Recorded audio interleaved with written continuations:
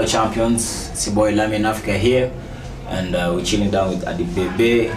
Tukuna slow kama kawaida, and we're welcoming you guys to a brand new episode of Africhill podcast. Babu kwa sababu nasemaje?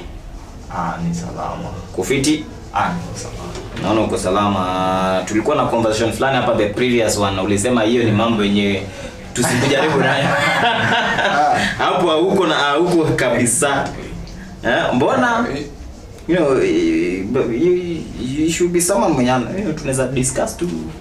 Tuambie love life yako. Ama you have some people writing their Facebooks pages about them, and when it reaches the point where you want to know about their love, that it is complicated. I actually think mine is complicated. Why is it complicated? It's you making it complicated. Maybe it's me. Rather, I get to be committed in some other things too much.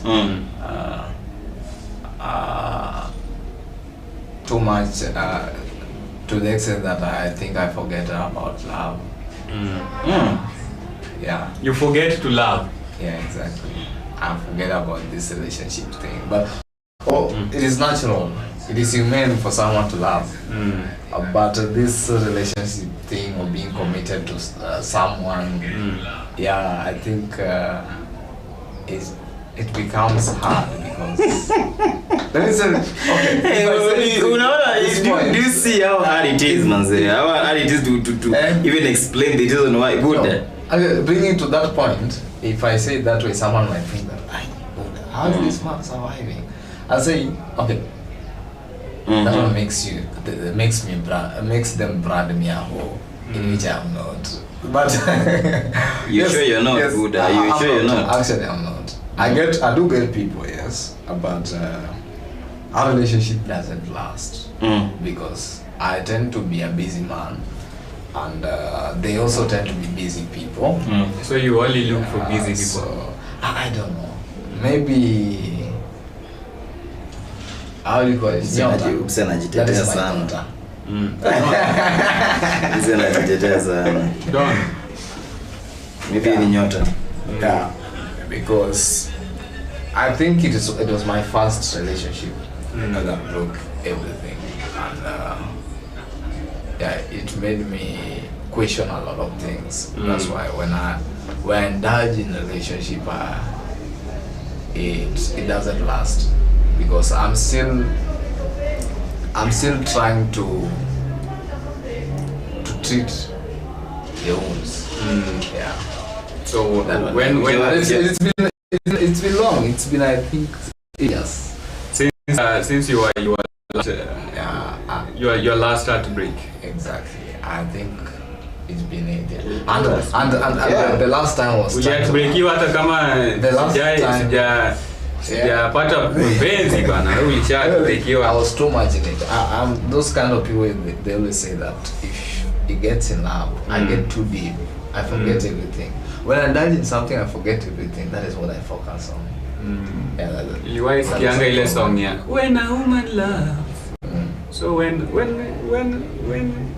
Ajuma loves, he loves for real. Yeah, actually, I used to buy those compacts of speaking about love.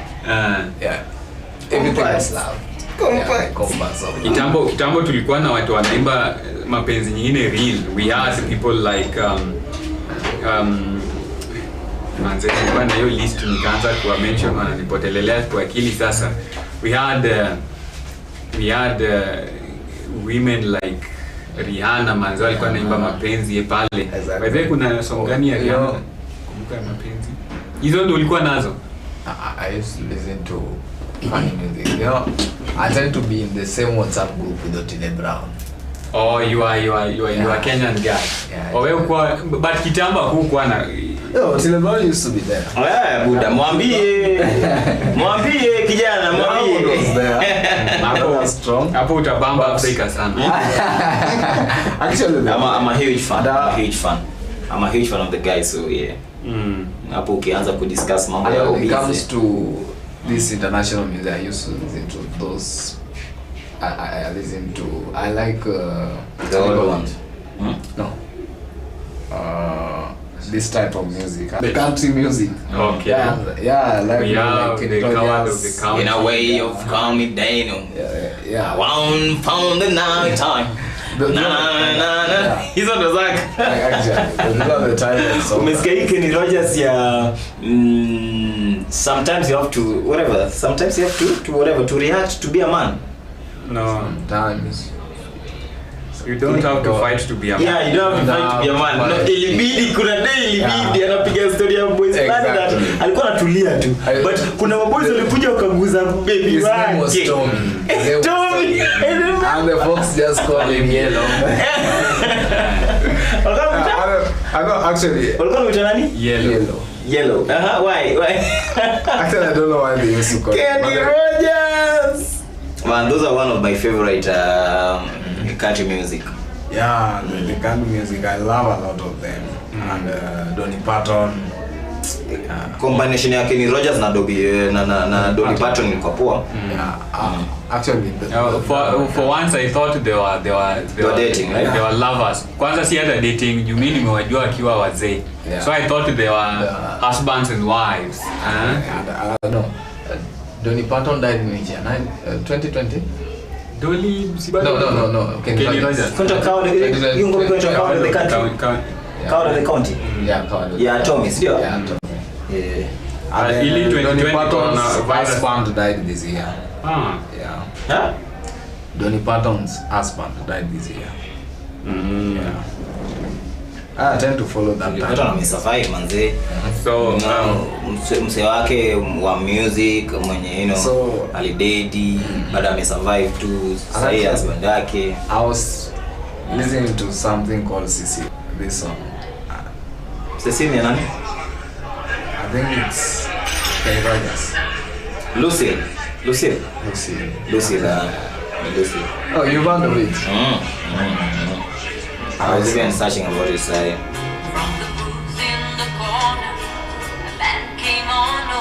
This was the response of a woman on Lucille. This was a response. And now the song itself is here. Ilikuwa ni no, like you took your time to leave me. So that's a heartbreak song. Yeah. You think that? Iyo, exactly niyo. I know someone was asking in the comment section. Then this person was left when there was a farm and the kids were hungry.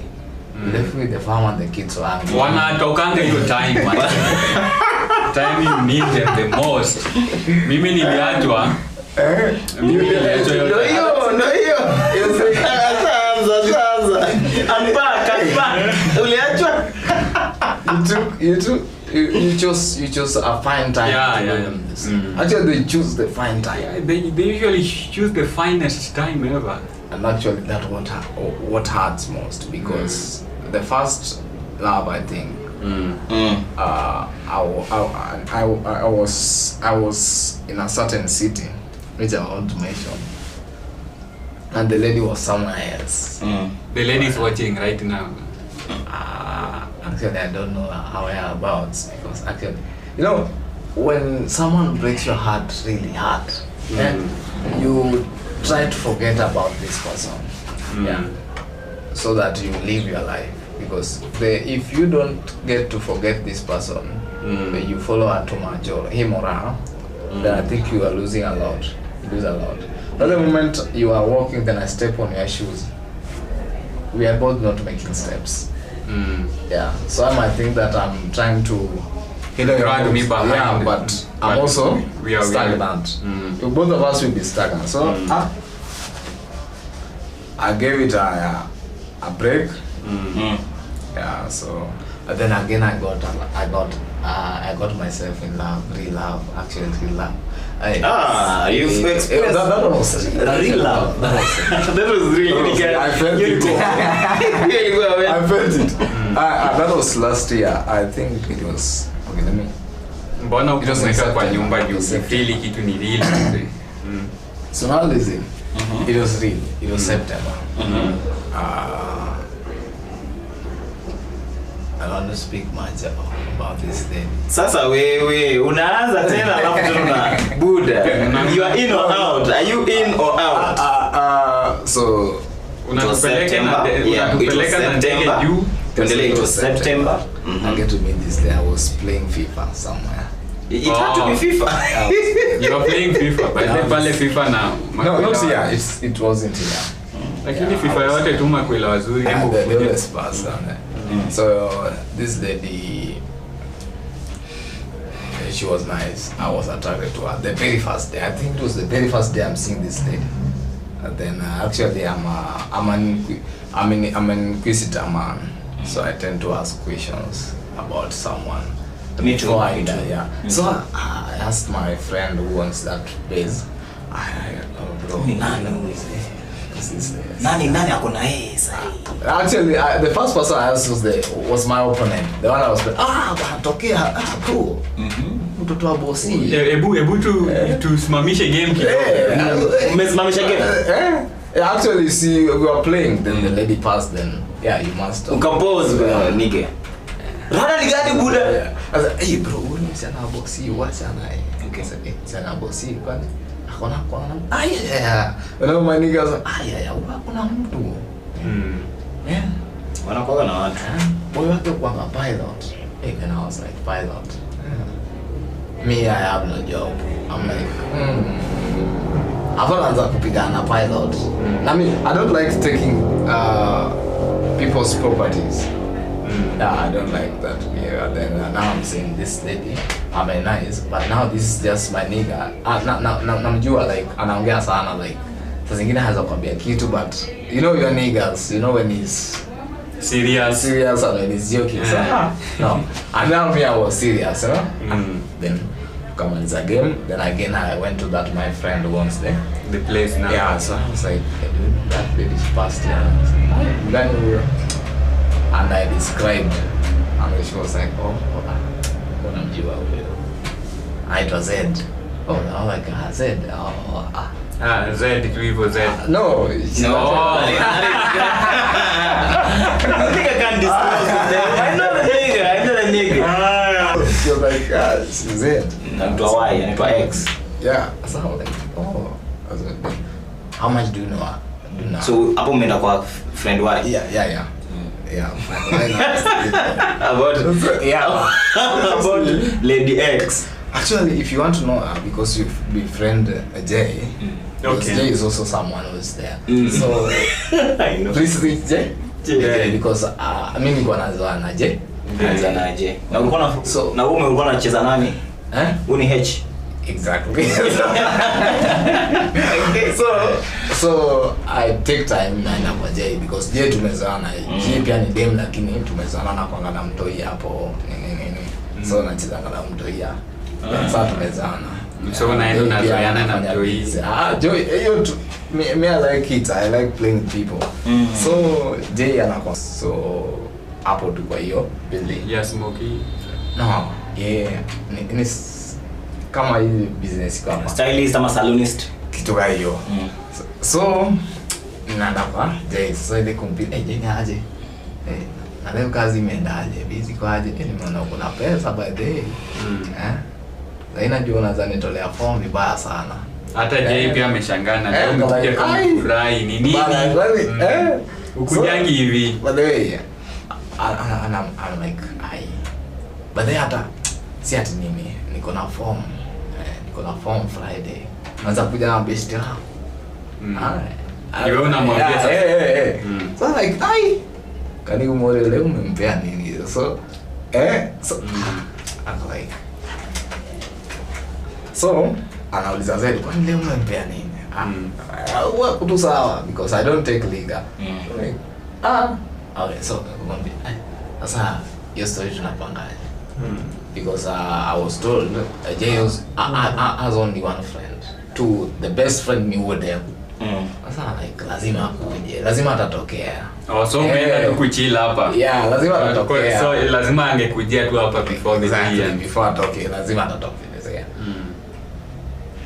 immediately I pity like zingine 20. Me in the process of story akafika. So now I already have the name.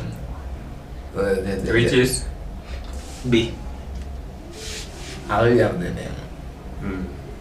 You already have the name. So now S ni aje.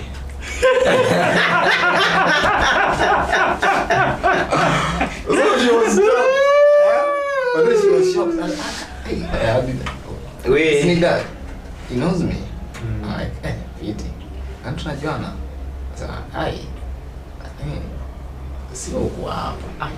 Actually, then you know these school kids they tend to I say wanna feature to the hour. Okay, sawa.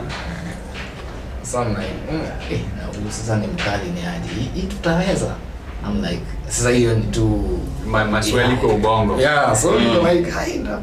Nasema, but then hata nilikuwa natengeneza hapa na nini to end from fulani Friday. Nasema, hata tujuane. You know, they tend to be fast, tough. And with some fast responses. So hata tujuane. But I know your friend. But that doesn't give you the right to call to prepare something or to yani unafanya nini? Kusema tu invite. Yeah, to invite me Privately, yeah, exactly. So she was like, yeah, amekuja vitabu by the hadi sasa mimi karibu na starter. Ina midi. And you know, my homies, they are also somewhere watching. Anaendelea hadi pale. Mafans. Yeah. Ni kama sahi. Sahi umejua tumenunua ma players wewe. Tuna expect manze league to bebe. Exactly. Wewe umeenda pale unaenda kuangusha kikombe. Idoge kikombe dala kwa. Actually my homies are everyone is watching. So when I look back and see my homies and say, bana siwezi toka hapa bila hii lazima tu ni win. Basi hiyo form kaa yezi pia sawa. Sahi, what's your heart saying at the moment? Ding ding ding ding. Exactly. It was getting too fast. I was pumping too fast. Like and at that time everyone bishapotea. Hadi niko blunt. Zero. Ukiangalia nyuma mafans wanachia. Sasa zote zishaenda. Ajuma. So I have to put that lazima that smiling expression.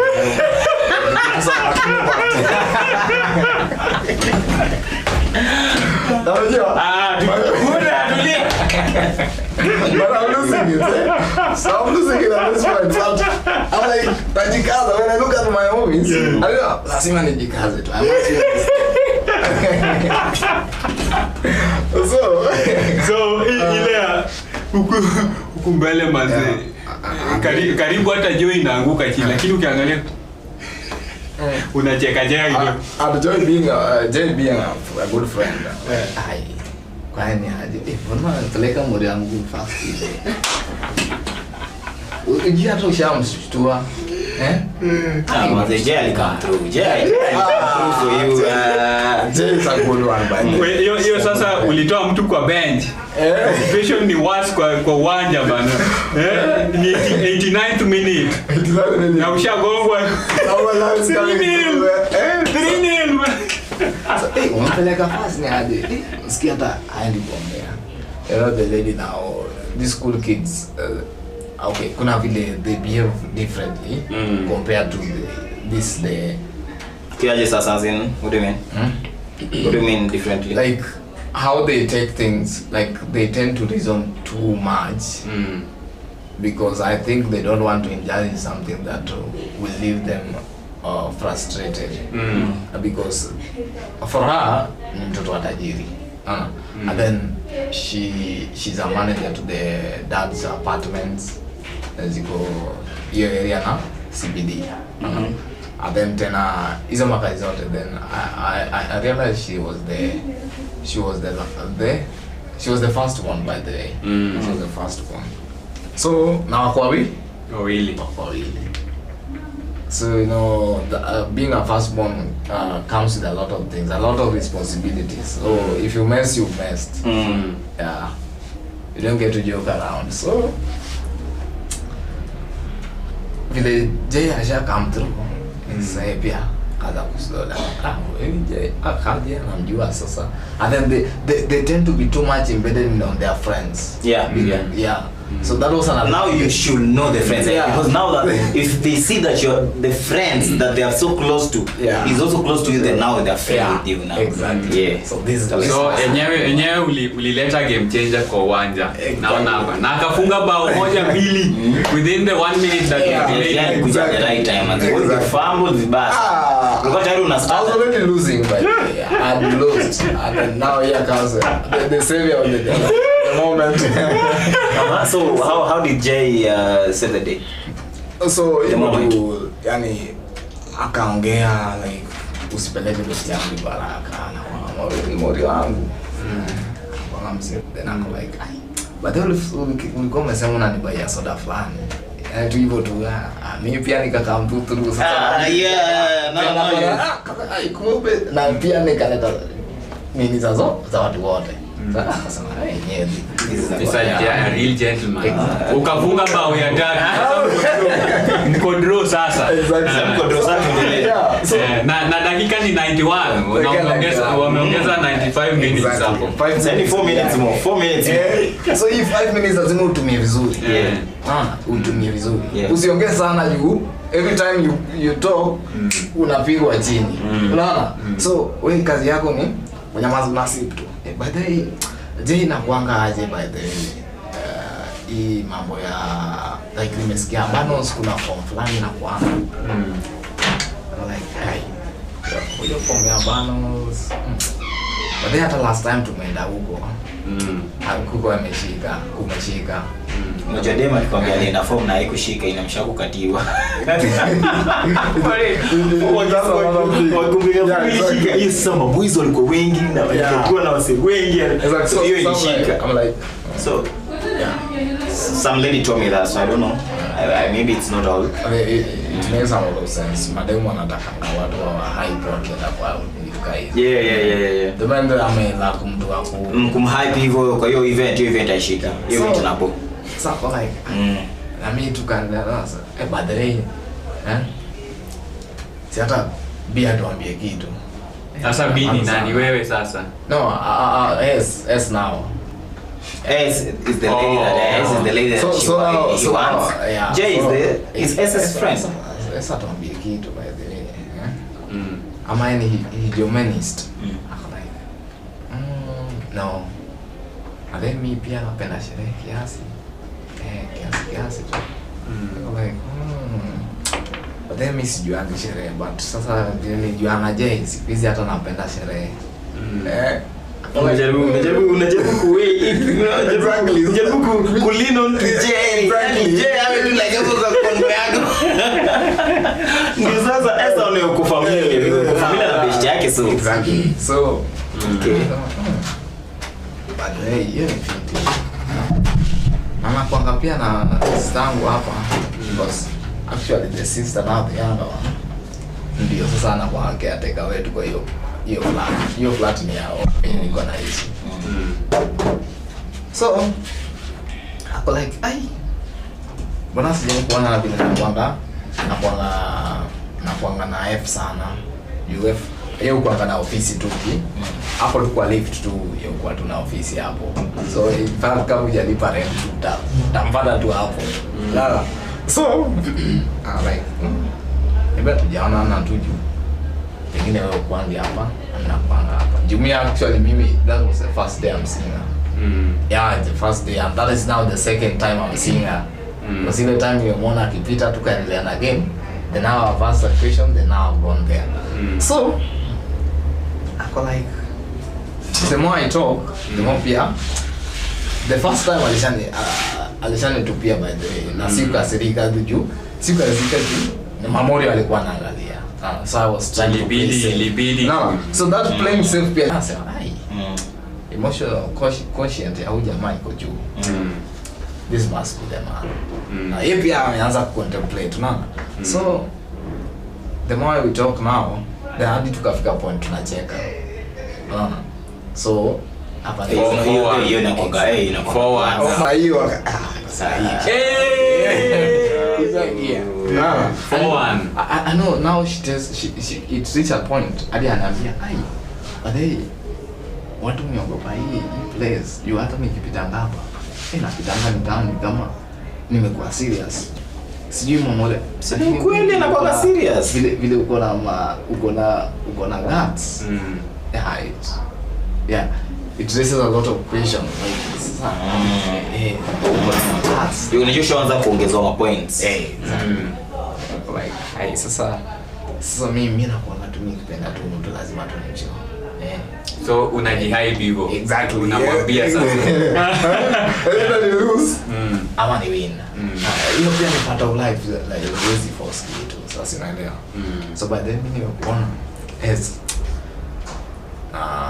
I would like us to have a good time.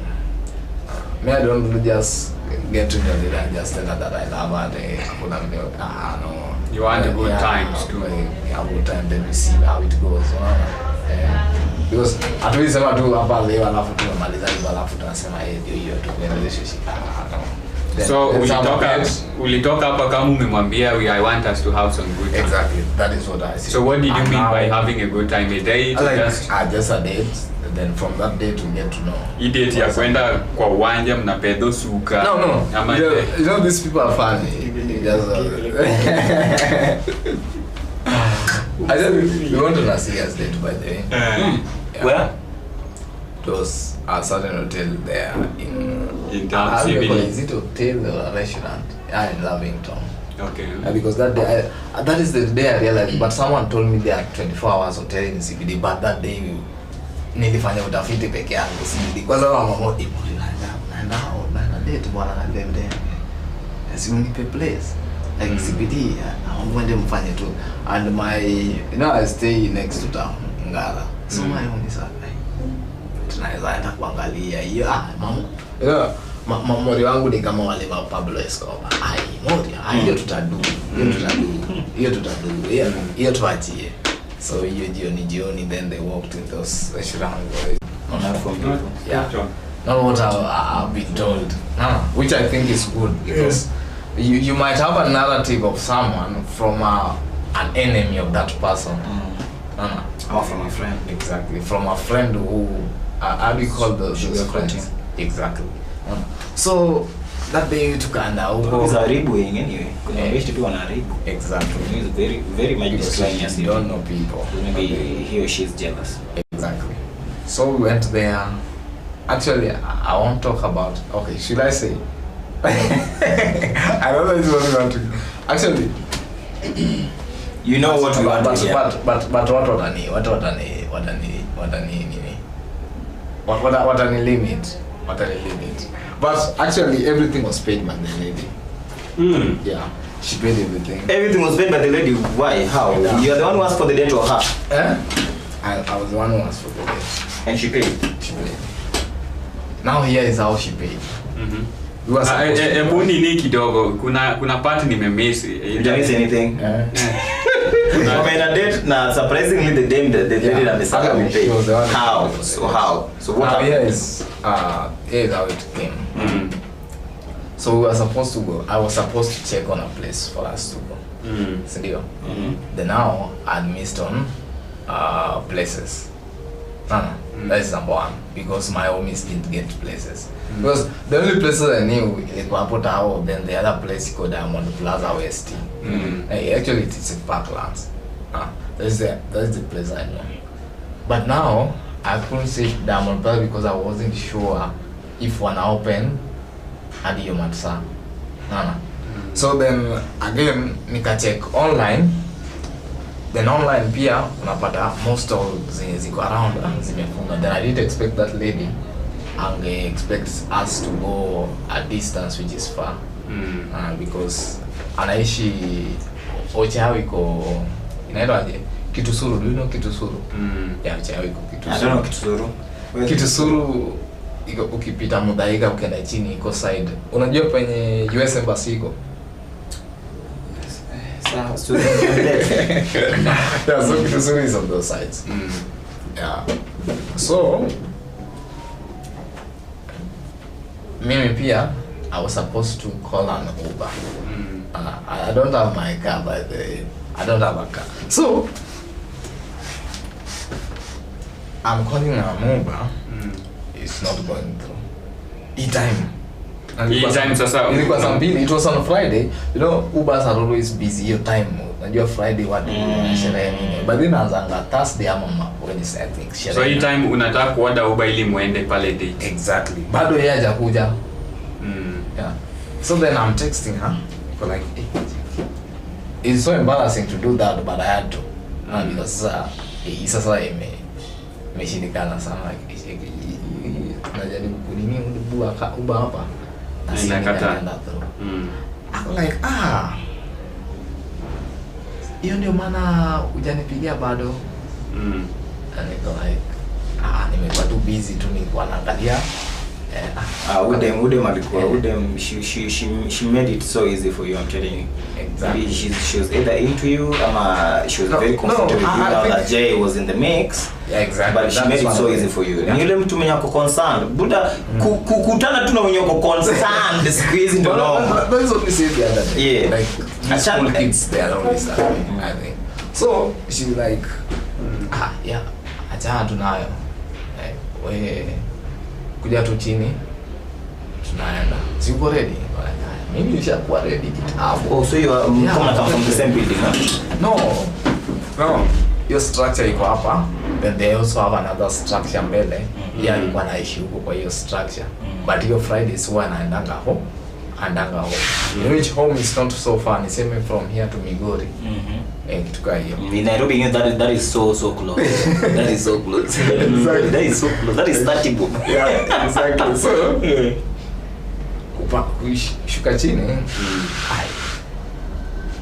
Ungeda alikuja na dinga yake. Moja hapo na DX. Yeah. No. You're fucking with us. Actually, it was you're fucking with us. Oh, I'm not lying. It was a TX. It was black. Number plate? You remember the number plate, bro? I can't reveal the number plate. But actually, one thing I know, she has got lots of cars. Yeah, lots of cars. Yeah. No, cars. Cars? Yeah. Not TX yake. I told you she's the first one. She runs a lot of business of their dad. That tells you a lot about her. So, yeah.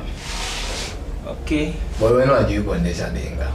Now it's now being given this key. So, ili at least yani hiyo entitlement baki kwangu like now I'm the one you are the guy. Exactly. I'm the guy. Then now endelea tu hiki kitu ni tamu bana. Endelea kitu haita tumia. Ele ametoa sema. It comes out that now I don't know how to drive. So I'm like, yeah, I know how to drive, but not this standard.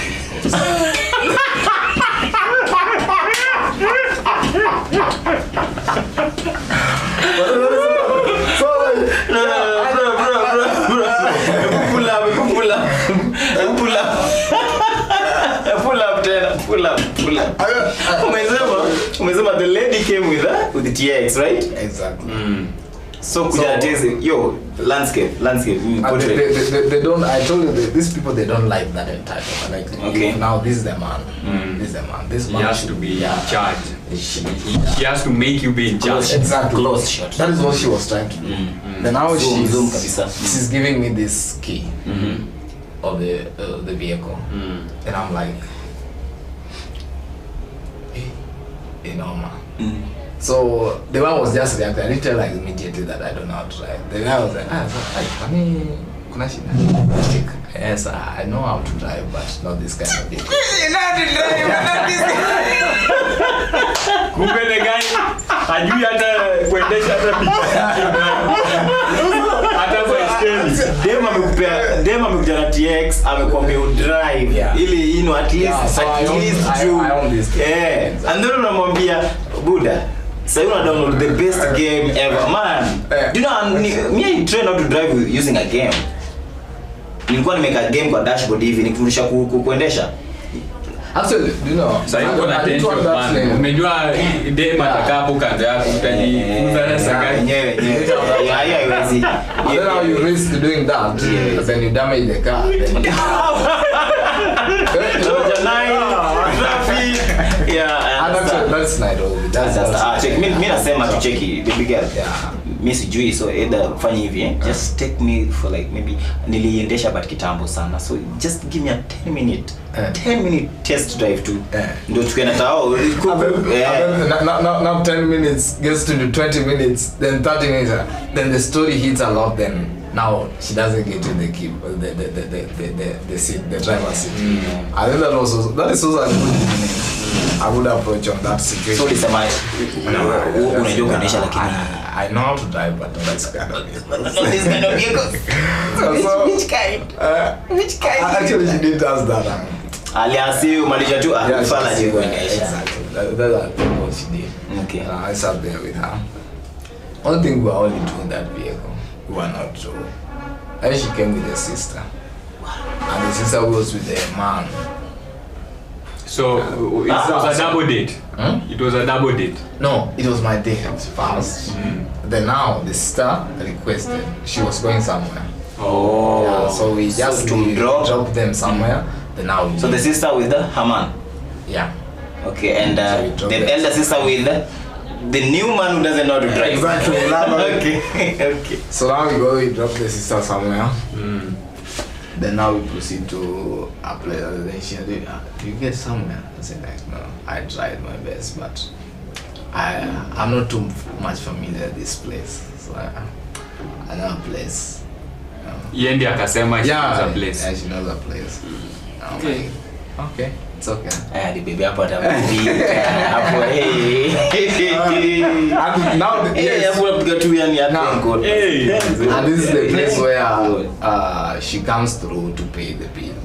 So because actually pull up umejua umepelekwa pale umedishi si ndio? Yeah. Kuna kitu inakuanga ina run kwa akili manze. Hii bill ushaletewa hapa moyo umeanza kudunda.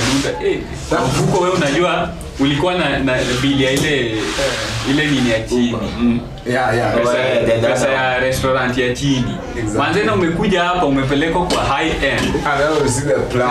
Manze no, look the moment kuna kitu kayo ili kukujia kwa akili kweli. That had to come because the moment she's driving tunapiga story yes but akili yako manze yangu iko like hata hii fuel sijapiga hadi hata at least ningepiga fuel at least hata ningesabu sasa hapa niko kwa dinga sijapiga fuel the vehicle is also normal like sisi ma questions zote ndakuwa like who dem actually then just from nowhere in the middle of us like ama tupige mafuta hapa mafuta sasa ni vitu nishapiga Yupiga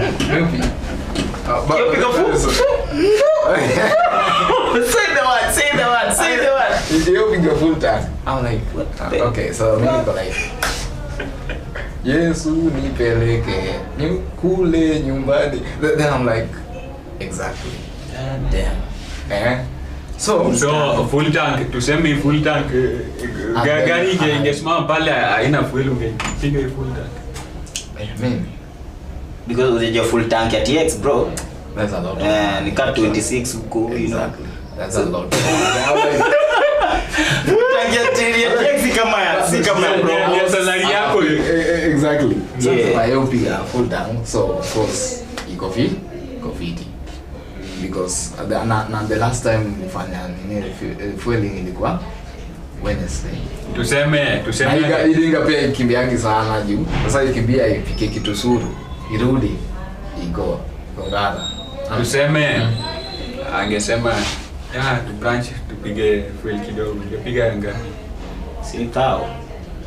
Ingezidi ingekuwa 2K. Ingezidi unajua ni yake. Hiyo ni town service. Hiyo ni town service. So, 2K ni town service. This tukafika. This restaurant nimesahau tu jina. It's a fancy restaurant kwa Polavi. Very fancy. And I'm like, oh. Apata nimepiga hesabu nilifaa kubayata ka Quincha ama ka Del Monte ka drink fulani hapa hata uwezi nunua drink sasa ande kuingia tu unaona tu ni kama ushalipa pesa yote yenye uko nayo already negative na imagine a bottle of water tu unaweza afford hiyo mtaa and I'm already reminiscing on my contact list na natuma best yangu yenye anakuwa na mahela hapa tu napiga simu. Hapa napiga simu. Sasa hivi kuna so what gives me energy nikiingia hapa na huyu mgeni anajua na hao watu ngapo na ni kama wanamsalimia na heshima ile like we know this person ile like huyu ni kama kuna vile hapa na mama then I'm like hapa siwezi nini. But now what's funny this is the first time I'm going on a date with this lady. Tunapatana ile day, you know. But then we always have cynicism. In that tunafikirianga like mtu akifanya kitu then ili anaifanya ili ende benefit. So hiyo pena ni hit ama udem. Kuna vipi ananitakia kitwani kitu kingine ama batacha tu niende. Mwanaume ni mwanaume. Kwani mwanaume ni nani? Uko like no, there must be some hidden agenda here. Exactly. So naingia then na base na pataka place then actually ni kama alishapiga simu kila kitu reservations reservation then it's a good place exactly near date exactly ulikuwa umevaa jude ulikuwa umevaa nini tuanze na wewe actually my outfit was good actually my outfit was good niliva toja gani hiyo toja nishakuja na hapa sasa hata ni toja ni jeans by the way na ndio zingine fani ziko tu fiti lakini ziko fani zikuwe fani tunaweza kucheka but they say they are fine by the way it's 5K these ones are 4,500 so ilikuwa fiti actually ilikuwa fiti the a day before that na ulivaa koti juu no I don't do coats ni macho ulivaa tu hivi ulivaa hivi I was nilivaa casual you looking good nilivaa casual koti na alivaa hivi mazee alipendwa hivi no not this way alipendwa hivi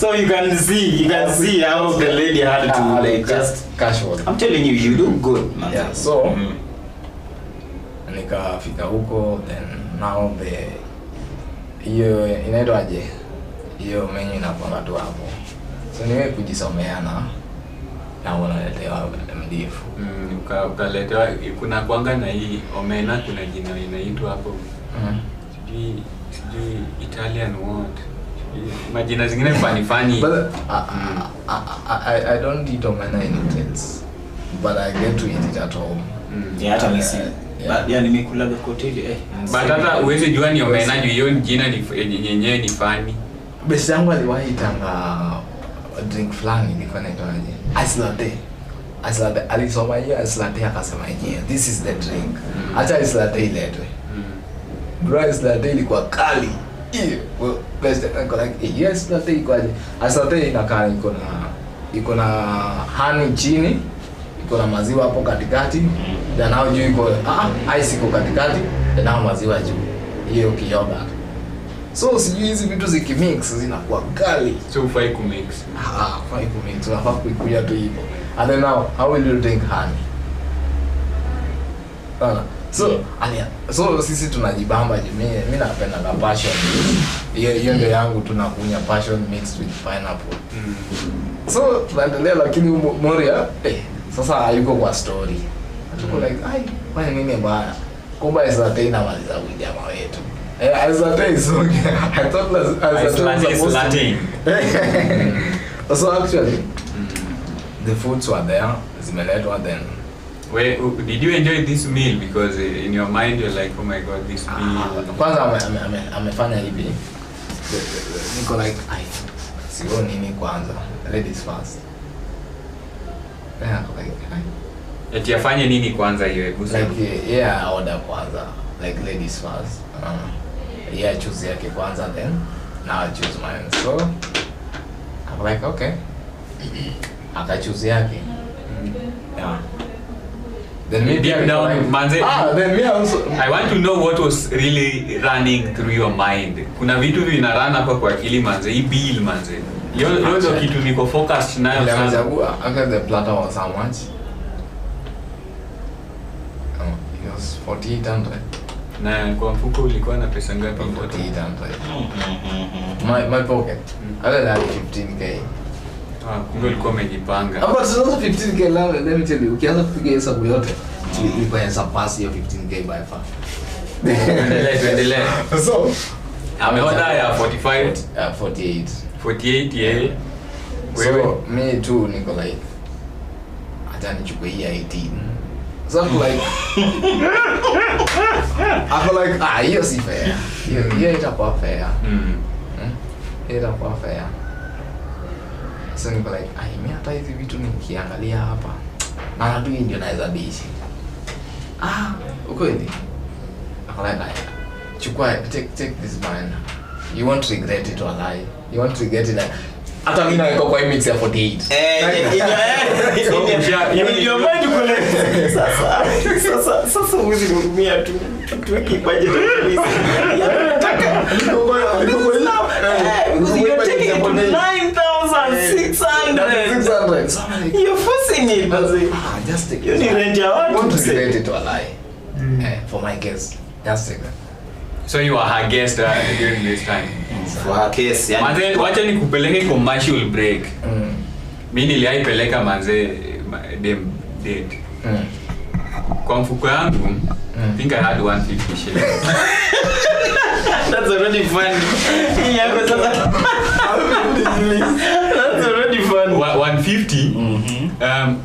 Umanzi, I had my guy here from Awendo. Bradox gives me ile time nilikuwa fala bana. Nilipewa dem mwenye asha run nayo, piga nayo mileage sasa akanipea. But then she was still fine. Those days manze hata sijui mimi nilikuwa nakaa aje. Mimi nilikuwa nachukua tu. Nikachukua tu. So udem nikamchukua tukapatana pale Central Park.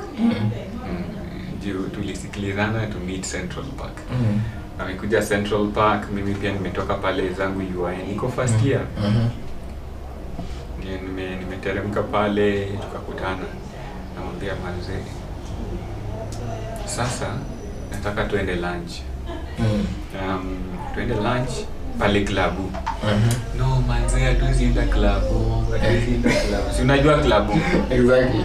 Klabu sasa ni kibandaski. Ni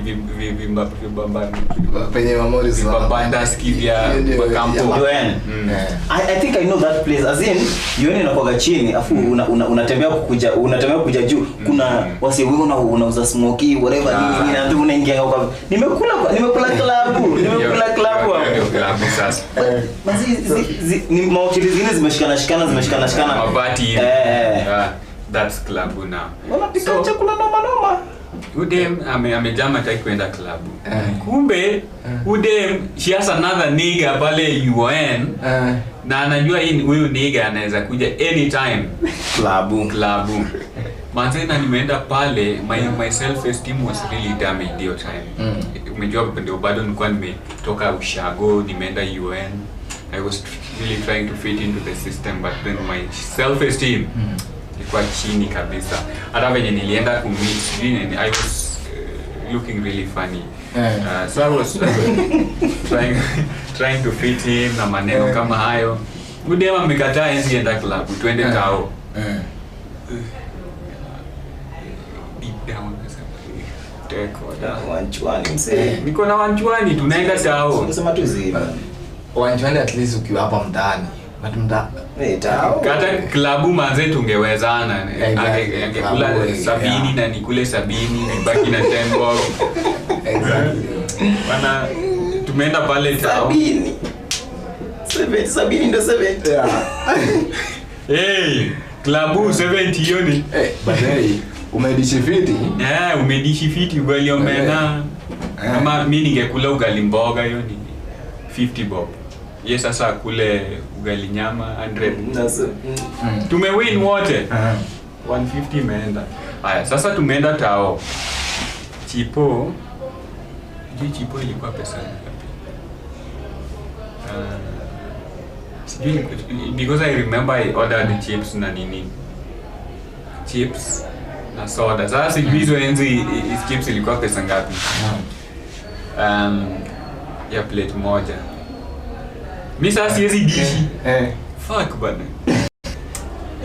Nikijikumbuka manze najibu. Huwezi dishi sasa. Nimemuodia bana. Sasa tuko hapa tunaongea udem anakula chips. Alafu mimi nachukua moja bwana.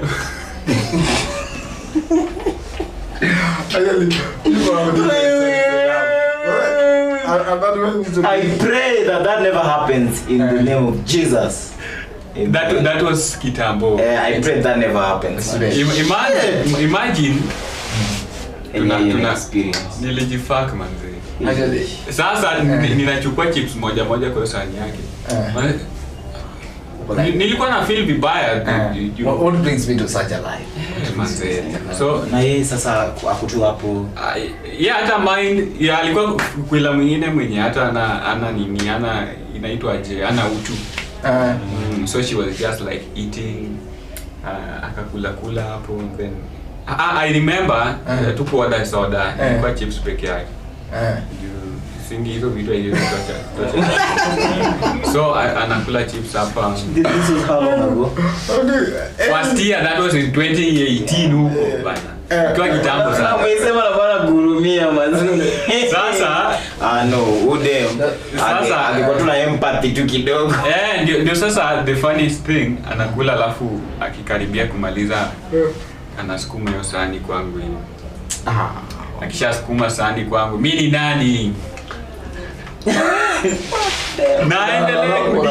Naendelea kurarua hii dish hapa. Actually that brings me to this status that someone has posted that actually what do women even bring to the table? Not all women but some majority.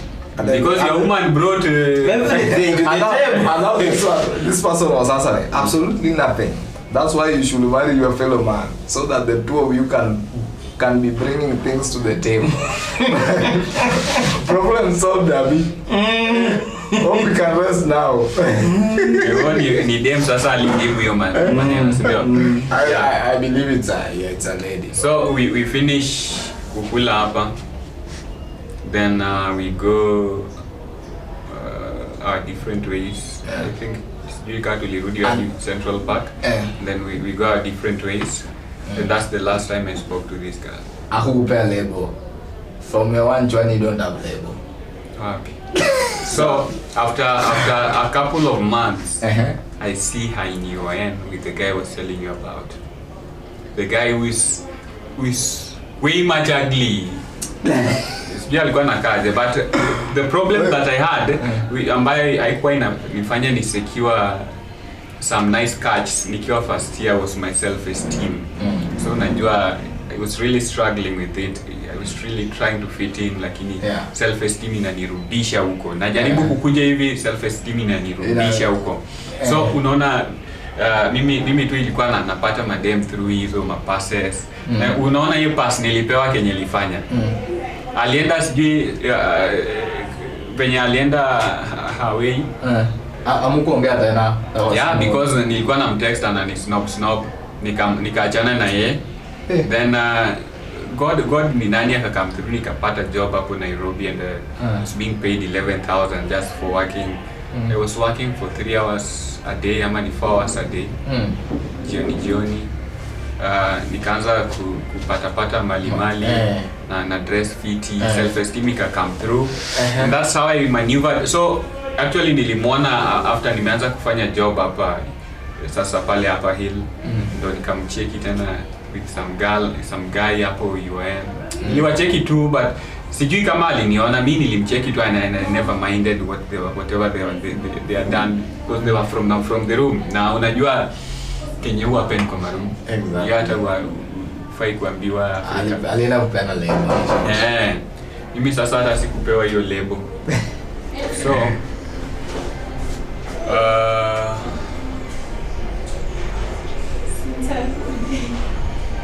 sasa poa sana mambo. poa, uko busy? Sita text basi. So na ulienda uka Dogo mi abiro to ido kenyi busy. Dong ni mute manoma. Amos. Then Ana texting. Sawa ana rito. Wow. so that was it was a worth experience by the way. Yeah, so and I had other experiences which I think umejua kila experience hukuja na lesson yake na kuja vi different, so uweze sema at least nililearn by ile. Kuna nyingine hukuja tofauti. Tuendelee na so that was a commercial break. That was a commercial break and baby for what it's worth you had to. Sisi pia tuko na story kama hizo by the hata huyu msee akona kama hizo. Hizo ni lazima. Wanted the contrast how it's different with this one because actually for me to reach this point I think I've passed a lot. When I was paying the bills and I was the big man, but now I'm not the big man here. But I'm also the big man. No, the woman you know. Huyu mtu amekuja ni na table. She's the amekuja ni na table. You can't even complain. She's the table. Now ametandika the table. Yeah. That's you're there and it's 48 and 48. We reach there kwa hapo na sweat but. Kwa tu yangu you want to regret. It's just chakula gani ya 48 by the it was this this ngamia camel meat and then certain pilau and then kumekuwa tuna video fulani za how my Ethiopians zinakaa za Hindi. Have you ever eaten Ethiopian food? Inakuanga na vitu za pilipili fulani kingia kwa tumbo, unasikia ni kama tumbo yako imepigwa plaster kama hujazoea. It is the first time you are eating this food. plaster? Yeah, as in tumbo ni heavy. Yeah, so that was the type of food. Ni red fulani hapo. I'm not telling that shit. I'm not paying my phone. But you didn't pay me, so. So I'm like, hey man, hii food nikiona baadaye kanisa. No, baadaye food imekuwa prepared vizuri. Hii niwezi kusumbua. Hii inasaidia tumbo sijui haja niko like sasa hapo niko like okay. Deep down ulikuwa na feel wenye nilikuwa na feel check nyama mboga ugali hakuna. Kama kuna nyama mboga ugali, nipe nyama bro na chapo. Ama nipe fish basi. These are jackpots I'm trying to win here. Have you ever seen people betting? Yeah. Trying to win jackpot. Yeah. So this is a jackpot I'm trying to win here. So I'm literally winning you. You're not winning anything because can you lose, bro? I should not argue too much. Yeah, it will expose me. Yeah, so I'm like, I should not argue too much. It's going to expose me. Okay. Yeah, she knows. Though she knows, but she already have that instinct that this nigga doesn't have. Yeah. But now I don't want to give her the strong the affirmation. You don't want to validate your nini. Exactly. So I'm like, let's just have that. But it's okay if we have the same meal. I think we get to have same experience. Yeah. And now we get to have our stories, not talking about the meal. Because I'm like, you in a test, I think. You don't want to speak such stories. So the meal is brought. As you get it, what happened by the way?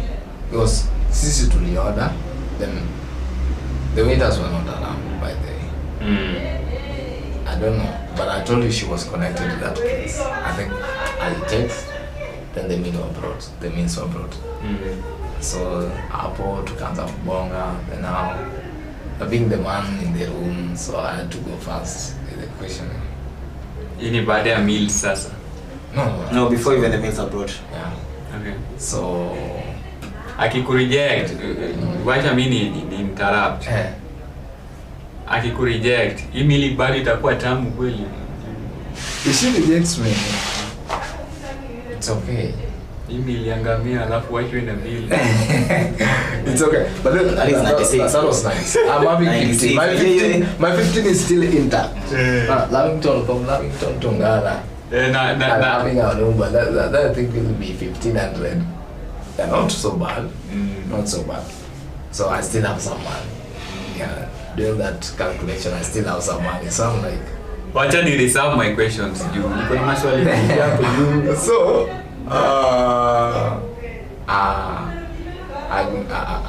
namuuliza then now tushazi order, so who's bring this food? I'm not seeing anyone there. And then she like, umori wangu hajaenda places most. She's never come to such places. But then she just sees it. Hata vile macho yake nilikuwa naona. That is the question she's asking herself. Nimeleta tu kienyeji. But I know places by the But not that one. Yeah. Don't undermine me. You've gone places but not that one. Mimi hata sijaenda place umeenda, so you know. So she's like, I'll insist. Places like those ones, I'll insist. Mimi nataka ugali mboga na nyama. I'll insist. So, I'm trying to win a jackpot, so I must. Yeah, I must play with a lot of decorum. Exactly. So I'm like, okay, let's wait for the food. The food will be here in 2 minutes time. Shida. So we start talking our issues now. Then there's this question that I wanted to ask her that much. This question that my nigga told me. This response that my nigga told me to in a FIFA. Can you recall? She's dating someone. A pilot. So that's a question that I wanted to ask very much. So I'm like, but have you ever dated? Obviously I knew that now. That person of such a kind, she has already dated. If she has dated, not like me, because me, I think, okay, there's this saying, if you don't stand for anything, then you'll accept Anything. Exactly. So for me, I think yes, I have my standards, but not as with them. I think they don't just lash into love. You know, with us, I think kwani siwezi pata mtu kwani nani. I think that is something that I tend to have, but see that too much as they So how many people have you dated? She's like, I dated one person. That's what she told me. And I'm like, So should I tell my pilot, or we go this? We do the Q&As bit by bit, like you asking me, then me asking you, or I just finish it, then now you get into my part. Then so like anyway, like I'm like okay. Yeah, so I to ask that. Okay, so Naropopa's and so I'm like, hey, so this pilot guy was the pilot guy, and she's like, pilot guy. Exactly. So I'm like, so it's the pilot guy. I was like, pilot? How did you know that? And then it comes out that it was true.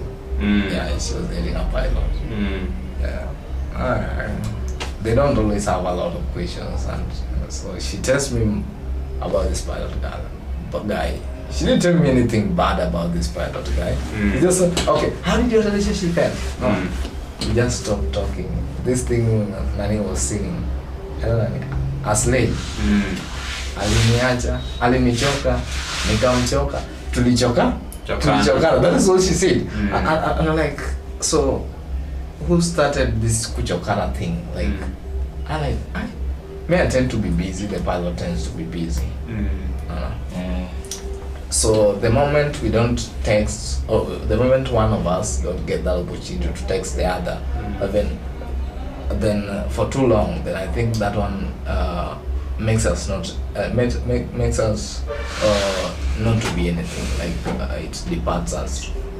So that is what happened. So she stopped texting. I stopped texting, and that is what happened. And actually, the last time she texted was after 6 months of that not talking. And then in that 6 months, I told him then that our relationship cannot keep on that way. Yeah, we can't keep on playing some people's feelings, because I think that is playing. Okay, I think ladies have this instinct that it's the man who should be checking on them. Yeah. Most of them. That I'm the one that she's the one who should be. She also should be checking on us. But they have that entitlement that it's the man who should be. Yeah, so that is what happens. So I'm like, So that is how you close to your relationship with the pilot. The balance. Yeah. Intimately, yes, but we still talk. Yeah, because even the last time we talked was 2 weeks ago. She called me. She was telling me about the. He called me. She was telling me about the. He called me. He was telling me. Exactly. He was telling me about the wife. Now the man is already married.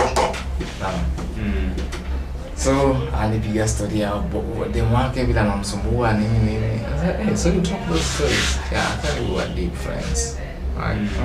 Was the pilot also ni kama they are neighbors pale Kitusuru.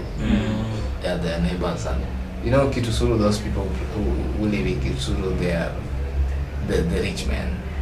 Actually, ni mabombe. Yeah. So so you talk to the, I'm like, pilot akiweza rudi tu na Utarushwa Awendo ushangae ifikaje Awendo. So some asking, okay, so what happens when this pilot gets back? Like now she wants you back. What happens? What do you do? And then she tells me, do you know something in business? She asked me that, and I said that I tend to be no business. I come from a business family, and to make it open, I did a business in high school. And she's like, but practical business, and let us talk to. Yes, I come from a family of business. Exactly, that is our reason. So she's like, okay, from a business. Okay, that's okay. But do you know something in the business? You can come from a business family, yes, but do you know something in business? I mean, you know things in business. Yeah, I think there's profit and loss. And then like, okay, let me tell you something. When you get to lose something, then you try too much to bring it back, you can lose everything that you already have. Yeah, that's true. Repeat me. That applies in a lot of things, not business only. But the now she was trying to bring it in business. Repeat then. When you lose something and you try to bring it back, you restrain yourself to bring it back, you may end up losing even the things that you have. In an attempt to get it back, yeah. A lot. You might lose a lot by the way. I say, in as much as we talk, don't think that he can come back. No. Yeah. So that is what he said. Sound like ulisele kwa moyo like, exactly. I'm winning this one. Now I'll have to keep it. But then now here comes the other part. When you get now you said you wanted you wanted us to have this date. So what about this date? Yeah.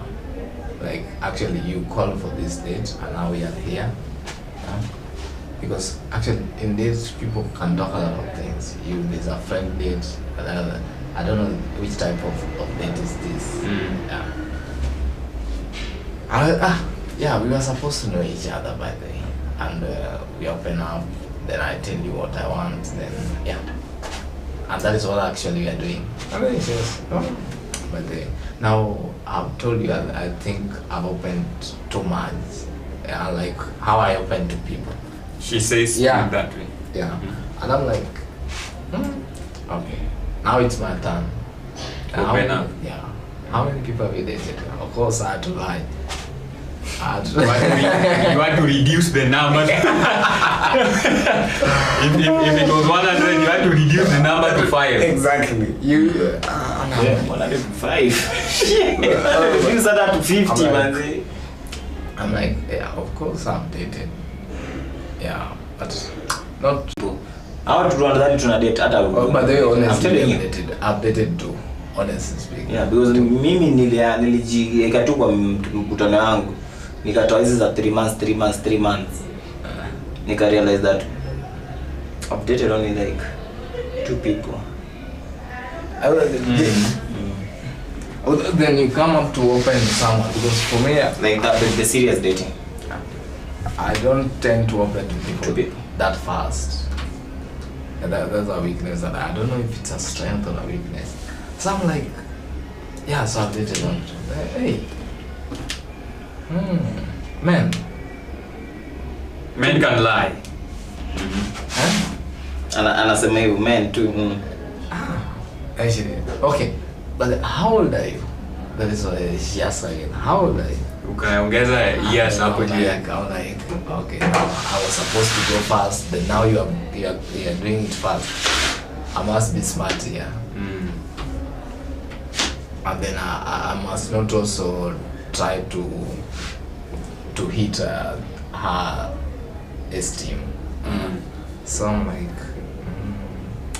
But we I'm don't so just young, not so old.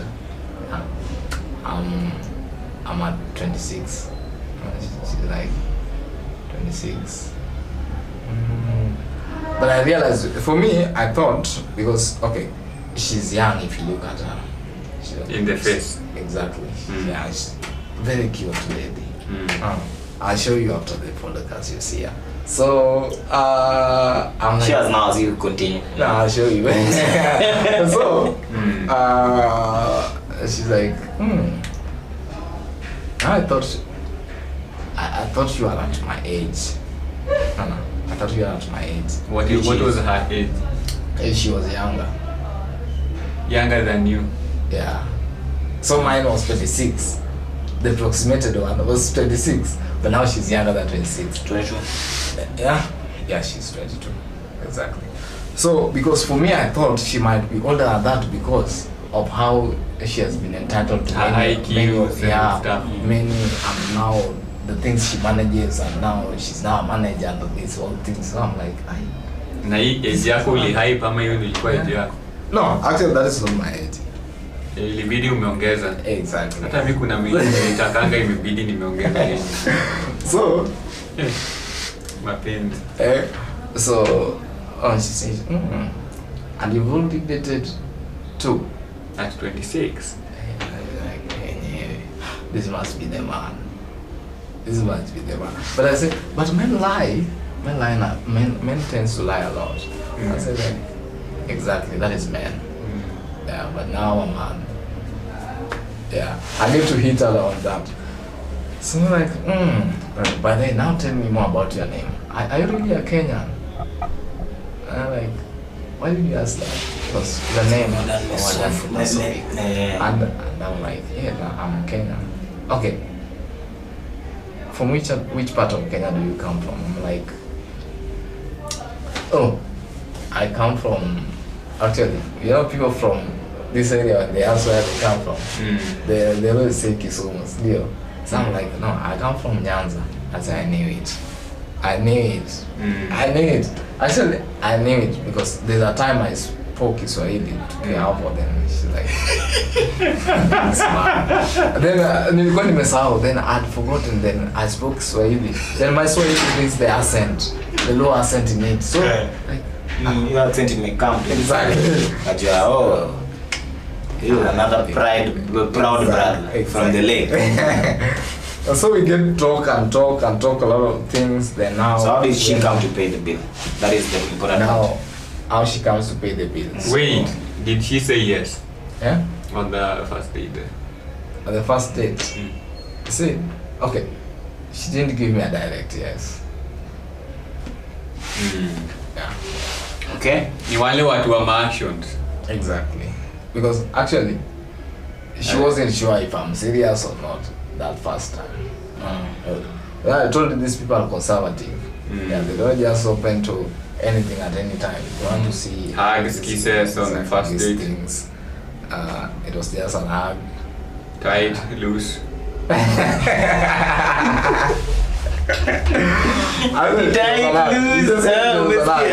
Loose or tight? It's a hug. It was a hug. Hey,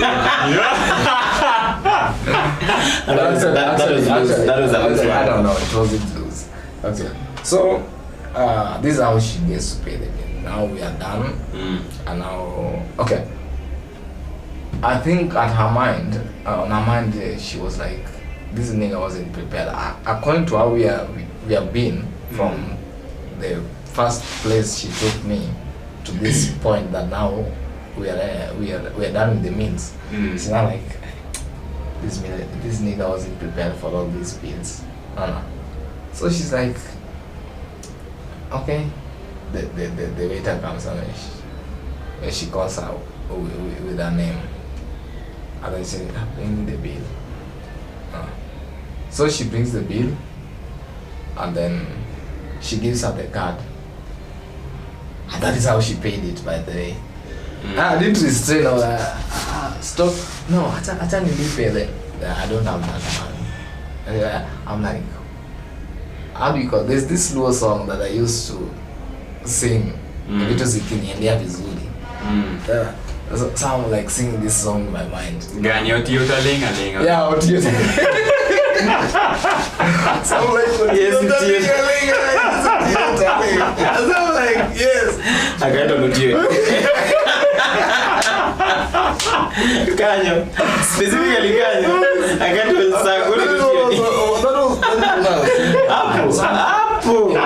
Hapo ungeimba hata Sagura angekuwa kwani ufala. Aoni? That is actually what I was saying. And that is how she paid. So you guys dated, right? Exactly. For how long you been? It was from September to this year. January, February, March. Then March now I came back to this place. Actually the day I was coming back, we met. Was that time I was with my brother in Rongai. So the day I'll Nicole, we met Tao. Then to be Tao, then tukishamalizana, then now she was like, I told her that unajua naenda nyumbani. So like, when are you not be coming back? I say, I don't know. I don't know how soon I'll be. But there are a lot of things that I need to check back home. So it might take time. Yeah. So and actually ilikuwa imemuuma like now ushazoea mtu, then now she's going now that part. So she was like, okay, but tuna connect. I'm like, yeah. So then I think it did take 2 days. Then I came here. Then since then I haven't come back to Nairobi, by the way.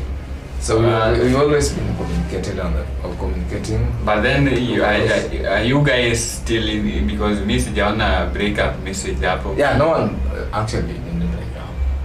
But now you get that point alisema akiwa na pilot that alinichoka, nikamchoka. Okay, someone stopped texting the other. And now also she stopped doing that. So in between you, sasa sai. For me, I've been trying to make things keep up. Yeah. Is she also trying? Yeah. When I text, she texts back. When I call, if she doesn't pick respond, she gets to call back later. Maybe she's busy or whatever.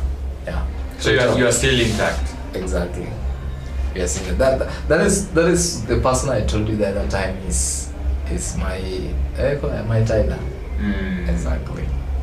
So yeah, but that one still we don't know because okay, she's there, I'm here. Oh, she's petite like Tyler. I'll say so. Oh, nice. Yeah. Nice. I'll say so. She's a good lady, by the way. Yeah, she must be. For the few time I've known her, she's okay. Very conservative. Doesn't talk too much. Yeah. She has to. Yeah. Unlike me, I talk too much. So wishing you all the best, man. Yeah. Don't fuck it up. Don't fuck it up. That was a real one. But It was, but I feel like it still is. Yeah, that's a real one. But If he goes back to Nairobi. yeah, It all depends. But then I think you should organize a kuja kuone shambani. can be okay. Yeah, please do. Because actually the person that here in podcast Jaba we ensure that we are a family. Because I'm welcome vizuri. so there's someone that I thought that actually Kuna vile unalipua hapa. I was on the verge of dating someone before, and I thought it was going to be real. But it came out that this person we are related, and actually she calls me uncle. It was something funny. She's a known person. Na mlijuaje? Mlijuaje mko related? That's interesting. Actually, there's this thing, I don't know how it's called. You get to meet someone, then it hits you. No, it hits you. But now I'm like, The instincts. Yeah. I've seen this person somewhere. When? And I'm like, maybe she looks like someone. And then now you see these are okay, we are related but not that close. But now the homes are close. Yeah, their home is, I think, Ikoju, and ours Ikochini, my grandma's place. So I'm like, hey, this person in a Mona place, and I'm like, aja niendeleze shughuli yangu. And it comes a point where we are having a story with my dad. Then we go show, then the dad of the lady calls your dad. No, amekuja. And I'm like, this seems like any so I was like, I've known the dad, but now I was like, maybe si yule mimi najua, maybe watu fanana. But now she comes, maybe anapiga story ya this lady. Now they msichana wangu hata nimempeleka shule, then this and that, and I'm like, then my dad asked me, TV nade, the TV food on the hell, but then so what about budaki ukweli? So this, and then now what's funny again, I tell the lady, can you ask your mom kama anajua mtu kama huyu? Then she asked the man, what mtoto wa nani namjua? And then the mom now explains too much deeper for her. I'm like, why need to go related? And now what happened? Hatujafanya kitu yote, like we were on the verge, we were just knowing each other. Now it ends up that we are now relatives, but relatives who are friends. She was a good lady, a good one. She's now popular, I think. In town or in the city. Yeah. Talk to us about the the registration now. Yeah, actually, let us. You are shifting gears. Let us shift gears. That was just by the way. That was I was telling us about. I was telling us the reason why I don't like this relationship talks, because I'm not good on it. Yeah. But no one is good at the relationship thing. We are just trying. But I see people teaching people about relationship. They're just giving their school of thought. What works for you? Their perspective. But sometimes they work. Sometimes they work. What I've seen work, Nile, of which ile ni general too. What you experience, alafu na learn, it's done the other way. No, have you seen these people teaching people family life? Kwa churches, Exactly. I think they are all churches nowadays. So they know too much in relationship.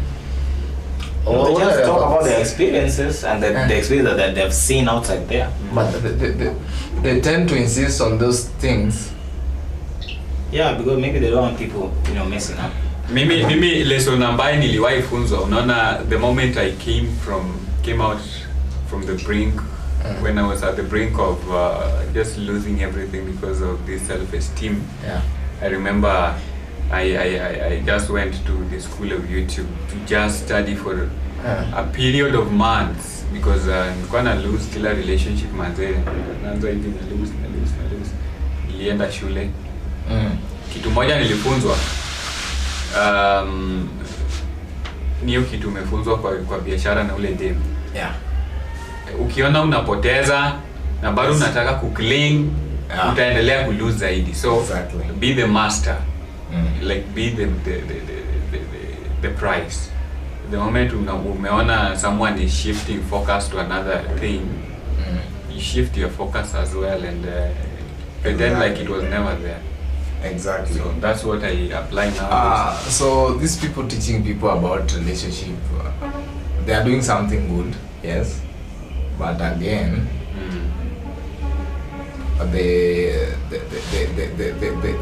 they should consider that not everything they have about the people or about relationship is true. Yeah, it's only true on their side. Yeah. Well, So- different ones. So Yeah. So actually now that is why we are having that conversation. So now let me get to the real deal. The real deal. Migori County. Exactly. We have a Youth constitution Alliance. that the Awendo sub-county chapter. So tell the So there's this question going around in our town because we have a forum that is for the youths of this town, and it is a forum that has been running. See, I actually found myself in that forum. I did create that forum. Yeah, it wasn't mine. It has been there. But now we are trying to structure something new because I realized that if we are against a system, don't kama imejaa utoe charger. if we are against a system, we shouldn't just fight the system. We needed to recreate a system. Yeah, we start from the ground, and that's why I started something called Operation Ground Zero. Operation Ground Zero says that we need to Charger laptop angalia kama imejaa. we need to start things from the roots, going upwards. We don't need to fight what has already been, because in the process of fighting we lose the focus of what we want. So what do you guys want? And that is what we want. Actually, people ask, what is the end game? Avengers. What is the end game? unavuli defana. And the end game is to enlighten. Fungua. The end game is to enlighten, not just the youth in the village or one youth, but all youths in the entire society. Na hii constitution ni big. Yeah, the constitution has to be big, by the way. So, realizing this, I thought it well because someone might ask, why are people registered? Because yet I have an identification of this land. Like, I'm a citizen of this country. Why should I register?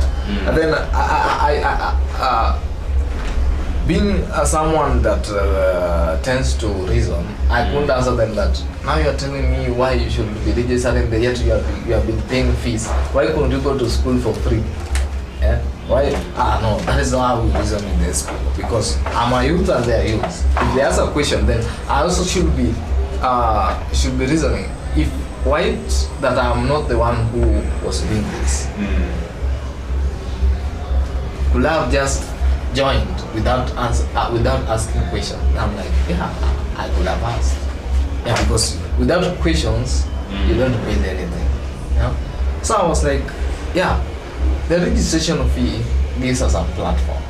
It gives us that seriousness. You know, the moment someone registers and they give someone an amount like 200 shillings in the economy of today, I think it gets to ask questions about this organization. Like, because it's embedded into the organization because of the money. His or her money that is there. So she or he is like, kwani mbona hatuoni kama kuna progress kwa hii organization inaenda? In this organization we also have people that ask big questions that, but they hii pesa yetu tunaweza tumia hii pesa yetu kupata ile pesa nyingine, because actually the youth are disorganized. We don't know each other, but now we are creating something, we are structuring something that now we are all embedded in. And then we are all think tanks on it. We want to reason on it together. When we stand up for something, then we all move in one direction. Because now what embeds us here is our money. I don't know, this is my money, imefanya nini? This is my money, inasaidia wapi? And these are the questions that must be answered, and that's why we have that constitution. You said that constitution it's very big, Mr. Africa. That constitution is very big, and I think if you check on it, what does article chapter 18 speaks about? Article 18.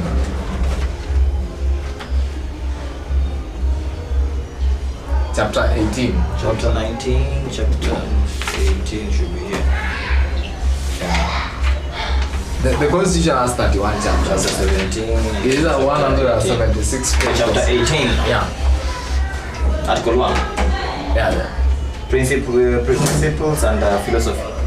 Principles and philosophy. The Migori County Youth Alliance, Awendo Sub-County Chapter, affirms that financial independence and resource stability are indispensable to the success, autonomy, and longevity of its mission.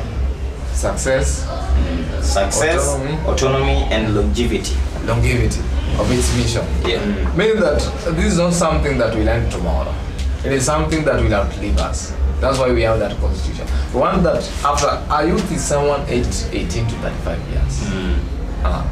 18 to 35 years, meaning that when you turn 36, you are no longer youth, according to the constitution of this country.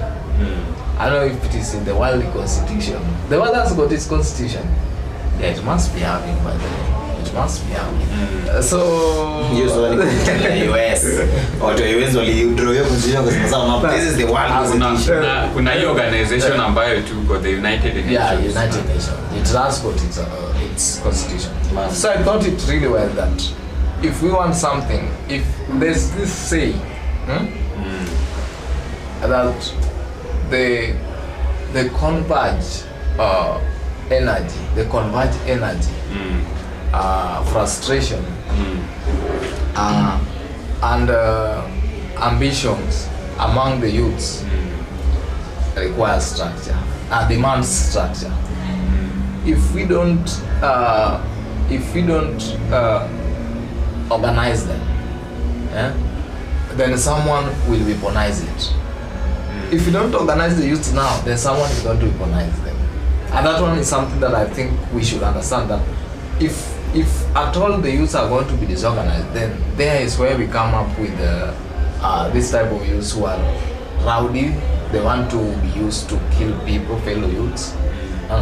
And there is where we come with the youths who are, let me say, like,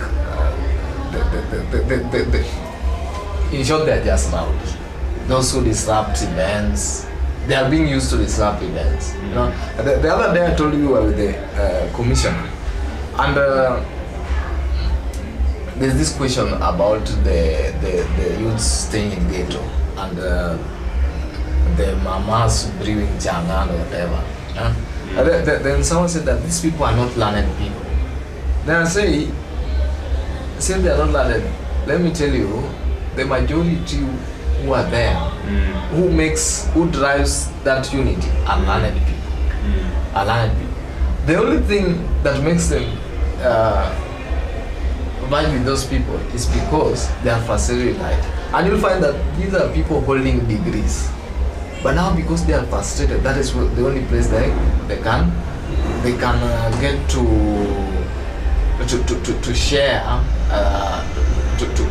to have fun. To at least forget about what is happening how life has hit them. You see, like the moment I take my channel, it takes me back to another land. I think like I get people who I can reason with. But the moment I'm learned, then I get to sit with the people who are my fellow intellects, and then they are all employed. Then I'm not employed. It doesn't give me a podium. I can't, even if I'm the wisest among the group, it doesn't give me. Even if I'm the one who led the class. You don't have something to reason with. Yeah, exactly. You don't have something to bargain with because you don't have money. When people are buying things, when you see people talking, they're like, I don't want nisengenya. They don't want nisengenya. Nani vile alikuwa ngachopi bro. Si jamaa ndiye maliza na cluster mingi. Jamaa ndiye maliza na cluster points mingi. Now, these are the questions that comes into head. So, I take myself to the ghetto so that at least I dominate. So I dominate. So you get to the gate and you sing like, hey, mbona huyu jamaa anaitwa professor? So like, huyu jamaa ni professor, and then that is where you get to know that not all people around here are illiterate. But they get 1, 2, 3 people who are literate. So that is why we want to bring these youths together so that we get to learn who is who among these youths and what job opportunities can you give this and what job opportunity can you give to this and that. That's why even tomorrow I organize with the national labor representative in the county, Madam Chepto. I think I already shared the poster there. We are going to have a meeting online, Google meeting tomorrow night at 9 p.m. So the youth, she shared opportunities are in Middle East countries, under the UK for nurses, Canada, did I see US was also there actually, and Australia. So we get to meet and engage her so that at least 1 or 2 of us or 5, whichever number, because she told me those opportunities are there, get to apply for these opportunities, then they get to get these jobs. That is one thing that we want to do. And because if we don't get to unite, then we lack that bargaining power. The other day, my brother Jack went to the office, the admin. He and my brother, how do we call it, Vincent. And they were called. There were 2 people. And they were called. They thought they were going to bring some change to the youths, and that is actually what took them there. That is what they wanted. But going there, they are told to bring the youths. They want to have a talk, and they say, this talk at least will empower these youths. So they went there. They talked. They had a meeting with the admin. I call it sub-county admin. Yeah, the sub-county admin. And at the end of that, they were given 5,000 shillings. To share among themselves. They were 35, I think. That brings them to 117 shillings. So they were given, each was given 110 shillings. Doing your calculation, when you realize that sending that money is 7 bob. Sending 110 to everyone. Yeah, so that is what happened. 5,000, they share among themselves 110. They tried to get that podium where they can say, we want these people to be employed. At least kazi mtaani hata tupate watu wengine hapa. And then they were lied to. They told them, okay, you mtapata. Then after they went, then now unajua watu wanaona, ni Jack ndiye alitupeleka hapa. Now here is where the problem comes. Ni Jack na Vindi ndio alitupeleka hapa. Mbona tuoni hii pesa mbona tuoni any change? Walitupewa 110. Now with them, they don't see that walipewa 110. What they see that walienda huko walipewa 5,000. So I expect 5,000 mtu ataki kulizo na 5,000 tukidivide tunaweza kuja 110. I think they were supposed to get something bigger than that. The things they are discussed with the how do you call him? The admin. The admin. But now, Jack and Vin, they tried tracing the admin every day. They were like, after that, ile kazi mtaani, and then they were told, andikeni majina tu, patie kazi mtaani. Then Jack and Vin walikuwa naenda huko daily, like, and then wakaanza kupiga simu. Then now the admin was not picking the calls. You see now here is where the problem comes. Now they know that Jack and Vin, that they took advantage of this people. That is how they know. But honestly speaking, is the admin who is doing the service to this is the one doing. That's why I said we are not enemies among ourselves. Our enemies are this government official. Because actually, and they're making you knock yourself. Exactly. Because when I got to meet, the other day we went to Mamoja's office. The other day we were youths. Actually, he used to have pictures, posted it kwa wall yake, which is illegal. Alafu anasema I met youth leaders from Awendo, which is wrong. Why is he doing that? We just went there, shared what we want, what we need, and then now he's using it to the moment he does that, people think that how walipata you are bored. Yeah, how walipata do? Hey, where is that money? No, and that is all. We were given nothing, exactly nothing. You get to meet an MP, he gives you 3,000 shillings. You talk to him, you air your youth views. Then now anatumia hiyo picha because you don't know, maybe hata uko kwa hiyo WhatsApp group yake. Then anapiga hiyo picha, then anapost, I met this youth, young youth, and he had a lot to be shown. Then people like, ai, huyu jamaa ndiye katumia, and then now you are the vocal man. And then now people get to see and they say, ai, kumbe huyu jamaa pia ni mjanja janja. Washanunuliwa huyu. That is what they say. And that is how these politicians get us to beat each other. And then some of us also have that pride that umepatana politician, then you want to make all of us to know. So it is not a pride meeting a politician. Our pride should be that I went to meet this person and I got this chance to for so and so to exactly. For now, get in. Meeting the commissioner allowed me to connect with the National Labour Representative, Madam Chepto, and after that long time, I've organized with her, and tomorrow we are meeting online meeting, and from that I think we can get some jobs. I think that is what we should be doing. And like meeting these people, we have talks. Then there's nothing they do. Actually, that's why I organized that constitution. It is beyond politicians. It is beyond politicians because there are youths funds everywhere. That is NGCDF fund. The county has this fund. Actually, I connected a call. I had a text to the youth office, National Youth Office, and I asked them, please tell me. I see that you are telling us about these loans and whatever for the youth which have no interest. But who gets to have these loans in our county? Leave alone our county, our sub-county. I've never seen these loans. Can you connect me to this person and can you ask him these questions? Him or her these questions. Who gets to have this money? There are these grants. Who gets to have them? Because for us, we want to see. And if they are there, who have they benefited? Because I think they are there to benefit the use of the people. But as it stands, I think the only place that have employed a lot of youths in this our town is the Safaricom shop. Sindio? Yeah, and I don't know how much they earn actually, I don't know.